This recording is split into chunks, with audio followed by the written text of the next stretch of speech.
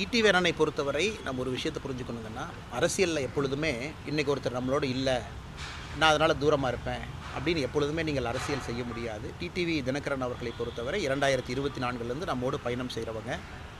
கடந்த ஒரு மாத காலமாக தொடர்ந்து சுற்றுப்பயணத்திலேயே இருந்தாங்க. ஏன்னா அவருடைய பத்திரிகை சந்திப்பு எல்லாமே பார்த்திங்கன்னா வெளியே தான் இருந்தாங்க. நான் என்டிஏ கூட்டணியிலிருந்து வெளியே வருகின்றேன் என்று சொன்னதும் கூட சென்னைக்கு வெளியே. ஸோ ஒரு மாத காலம் சுற்றுப்பயணம் முடிச்சுட்டு சென்னைக்கு வந்த பிறகு தொலைபேசியில் பேசினாங்க, சென்னைக்கு வந்துட்டேன் அப்படின்னு. அதனால் சென்னைக்கு வந்த பிறகு சந்திக்கலாம் என்று முதல்ல பேசியிருந்தோம். அந்த அடிப்படையில் என்ன தொலைபேசியிலேயே பேசிகிட்டு இருக்கோம், நேரில் பார்க்கணும் அப்படின்னு. ஆனால் அண்ணன் டிடிவி தினகரன் அவர்களை நான் சந்தித்தது உண்மைதான். அது ஏற்கனவே உங்களுக்கு நான் சொல்லியிருந்தேன். நான் எப்பொழுதும் சொல்கின்ற அதே கருத்தை தான் அவர்கிட்டயே வலியுறுத்தினேன். தமிழகத்தை பொறுத்தவரை இன்றைக்கி அரசியல் களம் எப்படி இருக்குது, அரசியல் நிலைமை எப்படி இருக்குது, அதே போல் அவருடைய பார்வை எப்படி இருக்குது, திராவிட முன்னேற்றக் கழகத்தினுடைய கூட்டணி வீழ்த்தப்பட வேண்டும் என்றால் என்ன நடக்கணும் என்பதையெல்லாம் இருவரும் பேசினோம்.